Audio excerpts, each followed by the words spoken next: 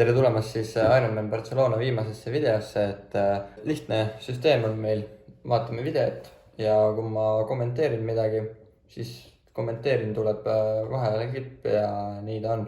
Ja lõpus vastan nendele küsimustele ka, mis mulle esitati ja siis vaatame, äkki räägime veel mingit juttu peale. Aga selge, alustame. Käib, nagu Viibek ütles. Kell on 7:33. Stardini on tund aega jäänud. Rehvid on pumbatud, söök on peal, jook on peal, kõik on üle vaadatud, kingad on peal ja väga raju ilm on, et päris kõva tuul on. Ja saime kerge vihma ka juba, et lubab terve päev siukest kerget vihma. Et meri on ka väga rahutu ja tuleb põnev võistlus. Aga oleks näis, vaatame. Tai.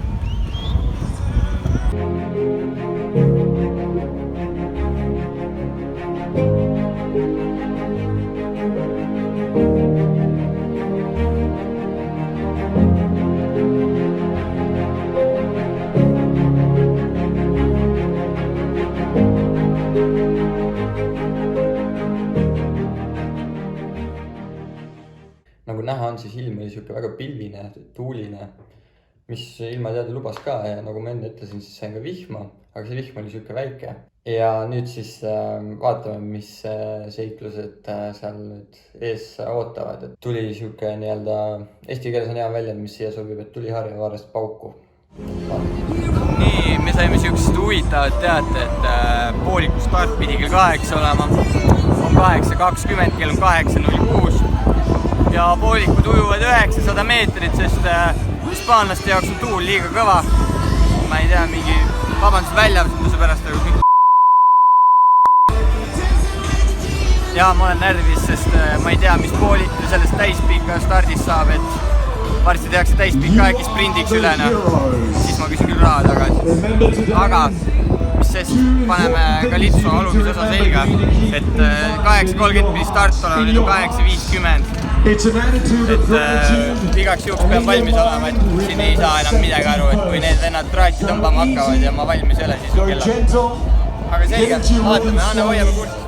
Nagu näha on, siis start lükati edasi ja poolikutel siis vähendati ujumist 900 meetri peale.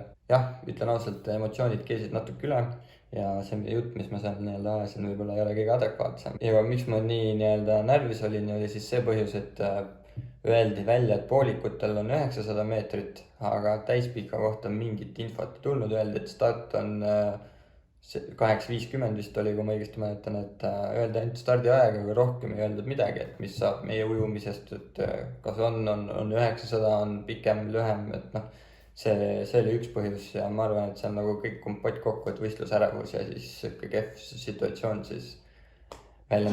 Tere tulemast Kariibi mere piraatide uue filmi esilinastusele. Ready!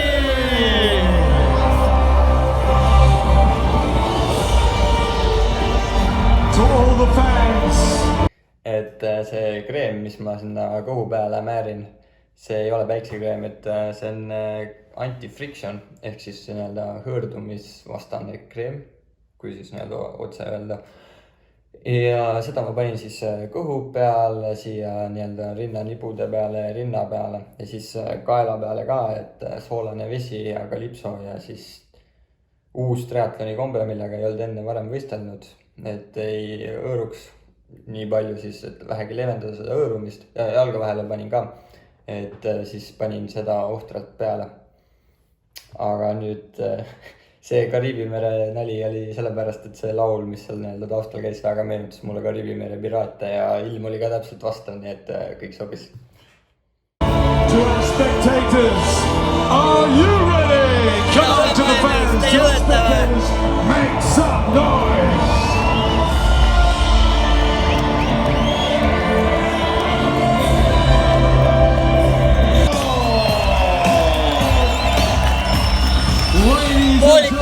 Poolikud läksid sprindidistantsi ujumist tegema.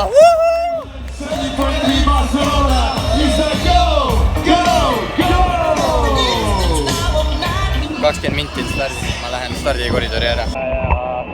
Vaatame siis palju seda ujumist meile tehakse, et siis meil on olümpiadistants ujumises. Selge, näeme finišis. Start on 8:50, aga tegelikult me saime siis, hiljem öeldi ka, et start on hiljem nii-öelda, et meie start oli siis 9:20 ja läksin sellepärast sinna stardikoridori nii vara, et seal ei olnud siis algselt pidi olema ajaliselt märgitud koridorid, mis ajaga sa nii-öelda plaanid siis ujuda seda aega. Aga kuna ujumisdistants tehti lühemaks, siis need koridorid jäeti ära, oli lihtsalt üks suur pikk joru, siis ma läksingi sinna nii vara, et ma saaks trügida, et ma saaks sinna võimalikult ettepoole. Aga ma sinna nii ette ei saanud, kui ma tahtsin, aga ütleme nii, et esimese veerandi seas ma olin kindlasti. Ja kui nüüd järgmist klippi vaadata, siis tegelikult on näha, milline see ilm ja see laine oli, et nali naljaks, aga ma arvan, et enamik inimesi, kui oleks olnud õige distantsi ujumine, ei oleks sealt veest ise välja tulnud, sest see laine oli ikkagi kõige suurem, mis minu siis nii-öelda Hispaanias viimise ajal oli. Ja seal oli niimoodi, et kui sa ujusid, siis poid ei olnud näha. Põhimõtteliselt niimoodi, et kui sa jõudsid laine peale ja joppas, et poi oli ka laine peal, siis sa korraks nägid võib-olla sekundiks. Aga muidu ei olnud. Aga nüüd vaatame stardi ära ja siis ma räägin ujumisest natuke rohkem.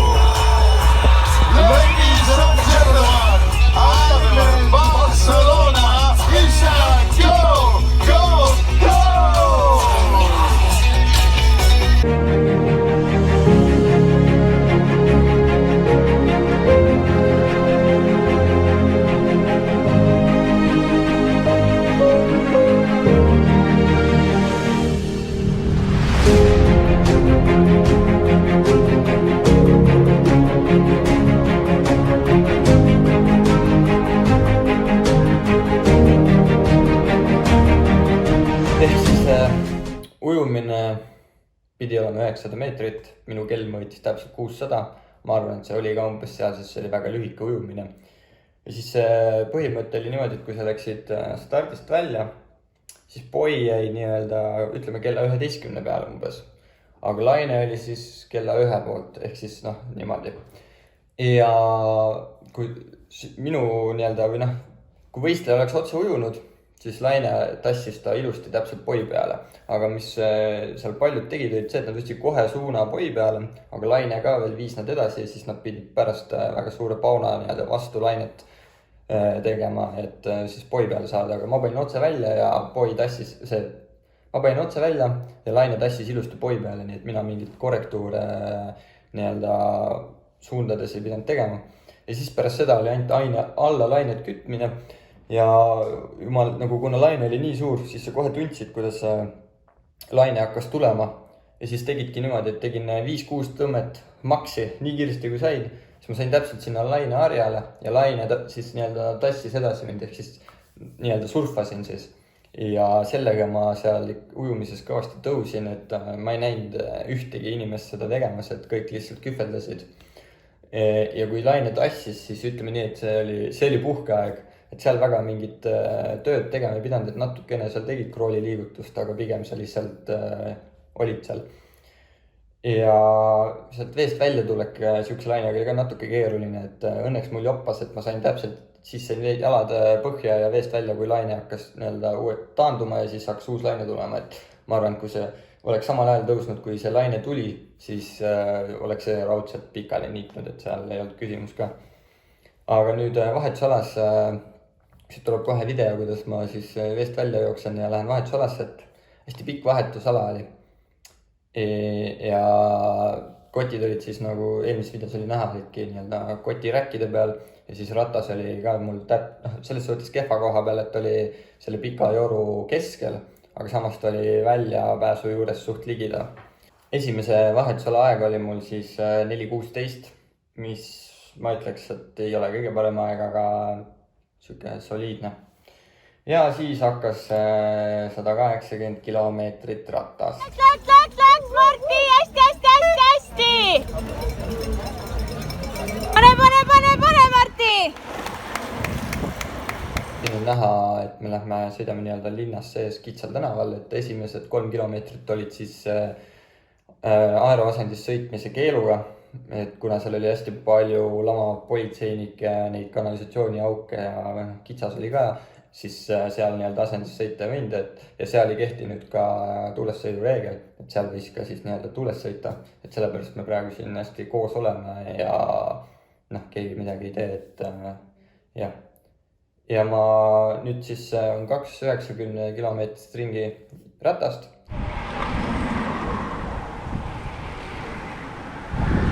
Pärast vahetustala.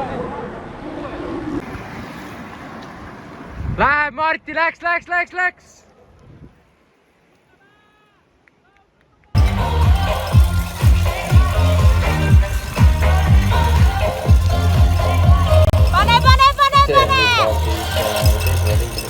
Ehk siis 90 kilomeetrit oli sõidetud ja rajal oli siis tuule mõttes niimoodi, et 50 kilomeetrit vastutuul ja 40 kilomeetrit taganttuul. Ja vastutuulega siis samade vattidega sõitsin umbes 34, natuke võib-olla mõned pudinad peale keskmist. Ja siis alla tuulega tuli siuke 44-45 keskmist samade vattidega. Ehk siis see annab aimu, kui tugev see tuul oli, et ilmateate järgi oli kuskil 7-8 meetrit sekundis, aga ma arvan, et see võis isegi tugevam olla. Ja siis siin, kus siin nüüd pausile pandi, hakkas pihta siis nii-öelda esimene tagasilöök ja selleks oli see, et mul ei läinud enam söök ega jook alla. Võtsin keeli. Neelasin keeli alla, keel tuli kohe ülesse ja siis enam teist korda alla neelata seda ei saanud, sest nii-öelda nagu klapp oli ees ja mitte midagi enam alla ei läinud. Mõtlesin, et ma proovin siis spordijoogiga, aga spordijoogiga oli sama reaktsioon. Ja siuke pull kestis siis umbes 30 kilomeetrit ja kui see nii-öelda 20 oli juba täis, siis ma oma peaga mõtlesin, et kui nüüd nii edasi läheb kuni ratta lõpuni, et siis maratoni jooksmine tuleb küll pigem matk, et seal mingit jooksus küll midagi välja ei tule. Aga iga 30 kilomeetri tagant olid joogipunktid ja siis 120 peal ma täitsin nii-öelda pudelid ära, võtsin uued pudelid ja siis mõtlesin, et davai, et ma proovin banaani, et äkki banaan läheb. Siis banaanid olid pooleks lõigatud, ehk siis nad olid kuskil nii suured. Ja sellest poolikust banaanist pool sain ma alla pigistatud kuidagi. Siis ma mõtlesin, et läheb paremaks, et peaks proovima seda teise maitsega keeli, kuna ma näitasin, et mul on nii-öelda varukeelid kaasas, kui midagi peaks juhtuma, siis võtsingi, et muidu olid apelsinikeelid, et siis mõtlesin, proovin nüüd sidrunikeeli ja sidrunikeel läks alla, siis ma sain aru, et nüüd tuleks hakata siis toitumisplaan kiirelt ümber teha ja siis ma tegingi nii, et kui muidu pidin iga 20 minuti tagant ühe keeli võtma, siis nüüd oli nii, et tegin iga 10 minuti tagant võtsin keeli, aga mitte siis täiskeeli, vaid pool või natuke alla poole, et siuksed tegin siis kogused väiksemaks, aga siis tihedamalt võtsin. Ja kui natuke sinna edasi hüpata, siis ma tarbisin rattal natukene rohkem isegi jooki, kui oli planeeritud. Et mis on positiivne siis, et ma sain, kui mul 30 kilomeetrit midagi alla ei läinud, siis 70 kilomeetriga ma ikkagi suutsin need ette nähtud kogused ära tarbida. Et selle üle ma olen väga õnnelik ja rahul, et ma suutsin nii-öelda rahulikuks jääda ja lõpuks leidsin ka lahenduse, kuidas sellest probleemist nii-öelda üle saada. Pane!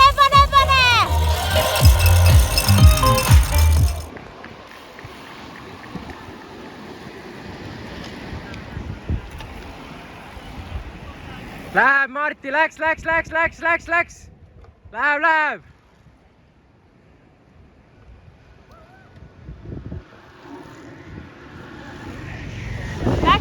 Läks! 7 oma vanuses! 7! Väga hästi! Läheb! Ratas sai siis tehtud rattas teisel ringil oli nii-öelda vattide poolest suht suur langus ja kiirus ka langes.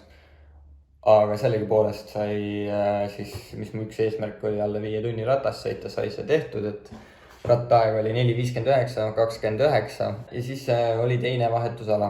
Teise vahetusala aeg oli 4:59 ja mis ma vahetusaladest nii palju veel on öelda, et need rattaräkid ehk siis nii-öelda, kus need rattad seisavad, need olid hästi madalad niimoodi, et minu rattaraam on M-raam, ei ole väga suur raam, aga selleks, et ma saaks ratta sealt nii-öelda räki alt sadulaga läbi panna, et ta siis sinna sadulaga siia räki peale tõmmata, siis need räkid olid nii madalad, et mu ratas ei läinud sealt läbi.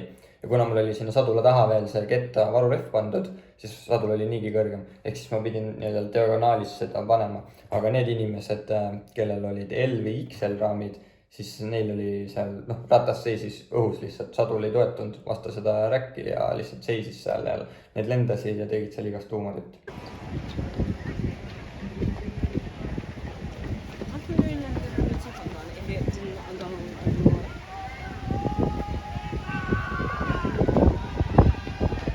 Väga ilus, Martti, läheb, 7 oled praegu. Läks.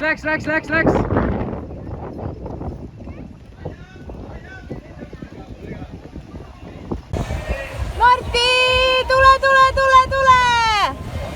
Hästi! Läks!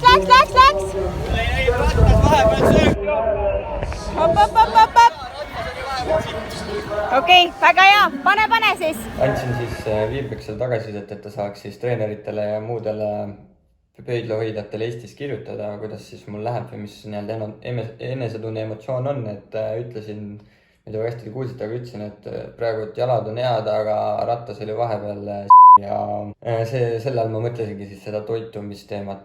Aga alguses näha on, et jooksusamm päris hea, oli ka väga hea, enesetunne oli ka väga hea, et jooksin siis siuke 3:50, 3:55, 4:0 tempos. Üritasin seda 40 saada, aga kuidagi, ma ei tea, liiga hea minek oli. Siis ja nii see jooks siis kulges. Algus oli siis, tulid vahetusalast välja, jooksid finiši juurde ja siis läksid nii-öelda sellele suurele ringile, et siis oli 3 suurt ringi ja siis pluss see väike paun.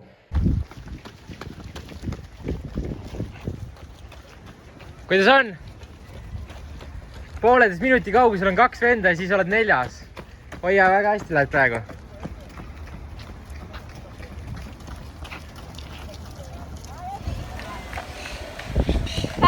Läks, Martti! Hopp! Hästi!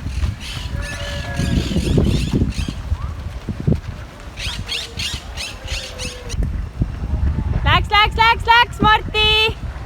Hästi! 4. oled! Kuidas oled? Et Viibek küsis siis, kuidas olek on ja siis ma tegin niimoodi, kui oli kokku lepitud, et ma näitan numbritega, ehk siis 10 on väga halb ja 0 on siis super. Ja ütlen ausalt, tol hetkel juba vaikselt hakkas raskeks minema ja jooksurada oli selles mõttes ka natuke kehv, et üks ring oli siis ütleme kuskil 14 kilti äkki või midagi siukest. 7 kilomeetrit natuke peale oli siis ühest otsast teise tagasi, 2 tagasipöörde vahel. Ja sellest siis 3 kilomeetrit oli linnas, kus siis oli rahvas nagu näha on. Ja siis 3 kilomeetrit jooksid siis tühermaal põhimõtteliselt põllu ja mere vahel nii-öelda, et seal oli väga sportlase mõttes väga kehv joosta, et ei olnud ühtegi kaaselajat või ergutajat, et sa olid lihtsalt iseenda ja enda mõtetega seal rajal, et see osa oli alati seal väga raske ja pluss, kuna sa olid nii lagedal, siis tuul ka ikka kõvasti mõjutas seda jooksu.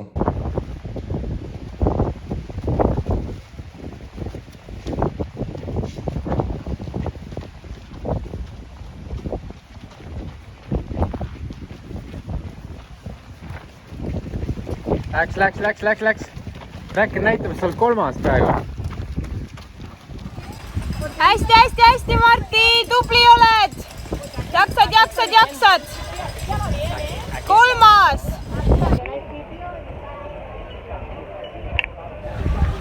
Läks, Martti. Hoiad 3. ilusti. Tubli. Viimane. et jooksutempo langes siis 4.0-lt 4.40-4.45 peale. Kõva 50-sekundiline kukkumine kilomeetri kohta ja sealt enam edasi ei kukkunud. Kui sa vaatad kiirusegraafikut, siis seal see graafik tuleb ka niimoodi, siis on see kukkumine, siis läheb jälle ühtlaselt edasi. Selles suhtes on positiivne, aga jooksus eesmärki täitmata. Aga kõik asjad teisel Ironmanil ei saagi minna nii, nagu sa tahad. Ja maratoni ajaks tuli siis 3.18.42 ja nüüd siis vaatame, mis Hendri ütleb ja kuidas see video edasi läheb.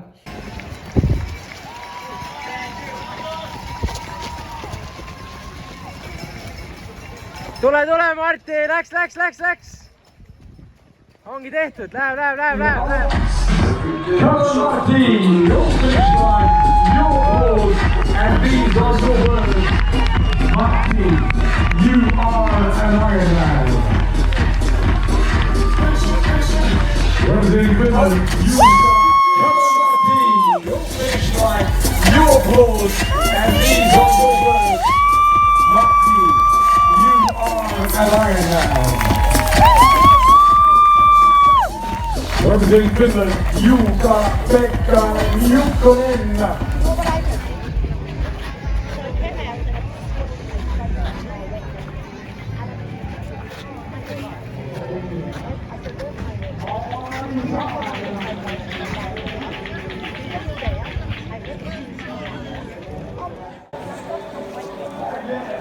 Good job.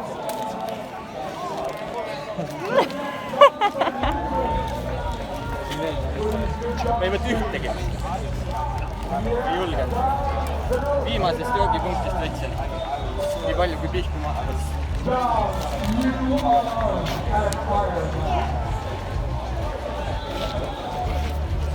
The next day.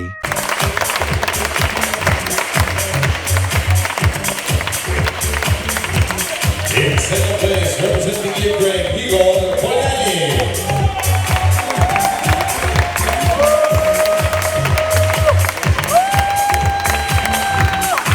And in first place, representing Germany, Oliver Fischer.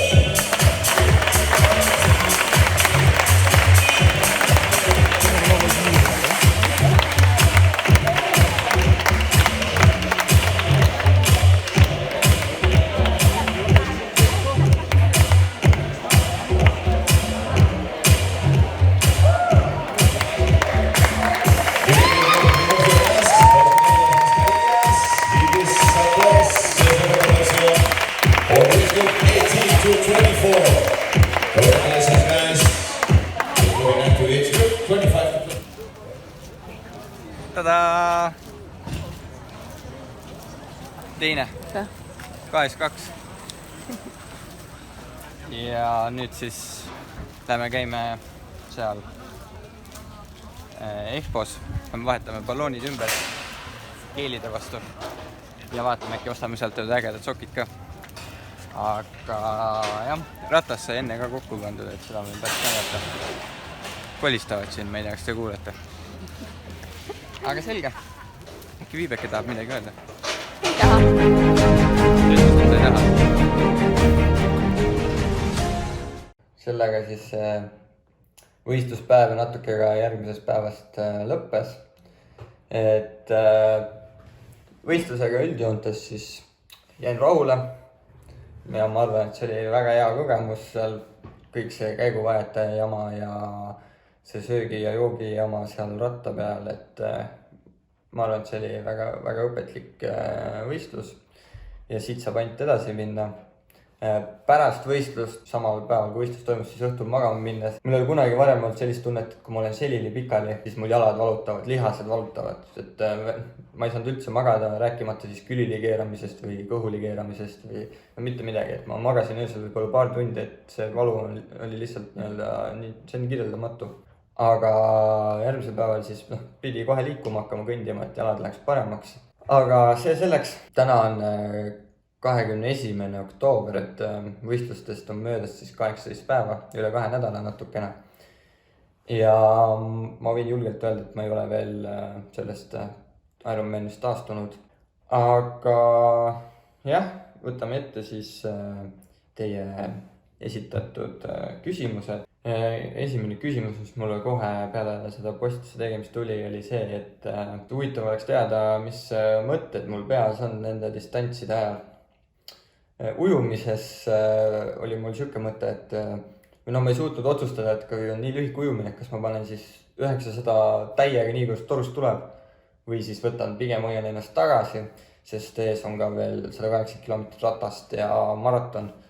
Ja lõpuks ma hoidsin ennast tagasi, et ma ikkagi päris maksimumi läinud andma sinna nagu nii-öelda sprindivõistlustel. Siis vahetusalas sa mõtled ikkagi nende asjade peale, mis sa tegema pead seal, ma ei tea, kiivere pähe, keel sisse, soolakapsel, jooki, noh, et kõik oleks niimoodi tehtud. Ja siis ratta peal ütleme, et esimesed 90 kilomeetri peal mõtlesin vattide peale, aga siis, kui see toitumisprobleem tuli, siis ma ilmselgelt hakkasin mõtlema, kuidas seda situatsiooni lahendada ja nagu selle peale. Ja siis, kui see sai nii-öelda seljatatud, ütleme, et seal kuskil 140 peal, kui ütleb kuskil 10 kilomeetrit oli jäänud, siis sinna tagasipöördeni, kus tuul hakkaks tagant olema, et esimesed 90 kilomeetri peal mõtlesin vattide peale. Marko Alberti Instagrami postitud, ütleme ausalt, see isegi tegi nii-öelda tuju heaks ja pea läks ka kohe rohkem käte vahele, et kuskil 150-60 peal rattas juba hakkad mõtlema siis jooksu peale, et siis on juba vaikselt hakkab kopp ette saama sellest rattast ja tahad juba joosta. Jooksus sel võistlusel alguses ma mõtlesin, et kui ma nii kiiresti jooksen, siis tuleb päris hea aeg, nii üldkokkuvõttes kui ka eraldi jooksu maratoni aeg. Aga ma arvasin kohe, et ega see nii lilleline asi ei tule. Kuskil 16-17 kilomeetri peal hakkas juba raskeks minema, aga ma ikka üritasin tempot hoida, mitte langetada ja proovisin võimalikult palju inimeste tuules joosta, aga kuna mul on hästi tihe jooksusamm, siis neid inimesi on väga raske leida, kelle tuules mul oleks hea joosta. Ütleme nii, et kui pool distantsi ei joostud, siis pool maraton 21 kilomeetrit, et siis mul juba keeles mõttes siuksed asjad, et tahaks korralikku süüa ja võiks see finiš juba tulla, et aitab küll ja aga siis kuskil 30, ütleme nii 32-33 kilomeetrit, siis sa juba hakkad mõtlema selle peale, et oi, et juba ju alla 10 või 10 kilomeetrit finišini jäänud, et see ju ei olegi enam väga midagi võrreldes sellega, mis ma juba teinud olen. Ja siis mida lähemale see finiš tuleb, seda nii-öelda positiivsemaks mu mõtted seal peas läksid. Ja kui sa finišisse jõuad, siis sul siuke, nagu seal oli näha, siis siuke huvitav emotsioon oli mul, et ma tõstsin käed üles ja naeratus oli näos. Aga oma peas ma juba mõtlesin selle peale, mis nüüd siis edasi saab, et üks eesmärk on jälle seljatatud, et siis järgmine eesmärk olema peab. Või olema saab, et seal juba läksid kiiresti mõtted juba järgmisele eesmärkideni. Aga siis nüüd järgmine küsimus või nii-öelda mitu inimest esitasid sama küsimuse mulle, et miks ujumine lühem oli, et ma arvan, et ma seda siin enam seletama ei pea, et nägite ise ja ma seal ise rääkisin ka juurde, et las see küsimus olla praegu. Ja siis järgmine küsimus, mis ma sain, on, et kumb on raskem, kas võistlus ise või võistlusjärgne taastumine? Ausalt öeldes ma olen teinud ainult 2 Ironmani. Ma ei oska täpselt veel hinnata, kuidas sellel distantsil nii-öelda võistlemine on või kuidas see võistlusjärgne taastumine on. Et Tallinnas tuli see taastumine kõvasti lihtsamalt, kuna pingutus ei olnud nii suur, sest Tallinn muutus ellujäämiskursuseks. Barcelonas aga oli taastumine täiesti teistmoodi ja võistlus ise oli ka täiesti teistmoodi. Need on täiesti 2 erinevat võistlust, aga ma arvan, et raskem on võistlus kui võistlusest taastumine. Järgmine küsimus on see, et kuidas mul tekkis soov teha 3 rasket ala korraga ehk siis triatloni. Eks iga ala ole raske, kui seda tipptasemel teha, ma arvan. Aga jah, triatlon on raske ja sellega on siuke huvitav lugu tegelikult, kuidas ma siin triatlonisse üldse sattusin, on see, et kes ei tea, siis ma mängisin varem korvpalli ja vahetasin kooli ja mõtlesin, et peaks vahetama ka spordiala, sest korvpallis mul oli hästi palju kipse ja muid vigastusi, et peaks vahetama spordiala, et kus ei ole siis nii palju kontakti ja mis oleks natukene leebem. Ja mul tuli mõte, et prooviks rattasporti, et mul oli plaan hakata ratturiks, aga mul õde, kes on siis minust 6 aastat noorem, hakkas triatloni tegema. Ema mul ütles, et kuule, et tule nagu tee seda harrastajat vanuseklassi kaasa ja et mis sa siin ikka kodus oled, siis saad rattaga minna kuskil kaugemale õde irgutama ja värki. Aga siis ma ikka kõvasti puksisin vastu, et noh, nõme oled, et mis mõttes, et mingit triatlon, et see on nii vastik ja blablabla. Aga ma andsin alla ja läksin ja Paide triatlon oli see esimene võistlus, mis ma tegin siis. Läksin harrastajast distantsile, kus siis on 350 meetrit ujumist, 10 kilomeetrit ratast ja 2,5 kilomeetrit jooksu. Ja lõpetasin võistluse ära, algselt olin protokollis 3. Aga lõpuks tuli välja, et ajavõtus oli mingi viga ja jäin 4. Aga ikkagi ma sain hamba verele ja tegin siis terve hooaja harrastajate vanuseklassis kaasa. Ja siis sügisest läksin ujumistrenni Rakvere, kus ma siis ka koolis käisin tol hetkel. Ja nii see lumepall veerema hakkas. Nüüd video hakkab ka läbi saama, aga enne kui siis lõpetame selle Ironman Barcelona peatüki, siis ma tahaks eraldi välja tuua mõned inimesed, kes on siis mitte ainult Barcelonat puhul mind aitasid, vaid ka üleüldiselt on mulle olnud toeks ja aidanud. Esimesed suured toetajad on mul vanemad ja ka kindlasti õde ja siis vennad. Siis järgmisena ma tooksin välja kohe Viibekese ja Henri, kes siis Hispaanias võistlusaeg mul toetasid, ütlesid aegu, filmisid, et tänu neile te üldse näete seda videot, et teeme ka neile suure aplausi. Tooksin siis nüüd eraldi välja oma treeneri brigaadi. Peatreeneriks on mul siis Maret, tema teeb mulle siis kõik treeningkavad nädala kaupa.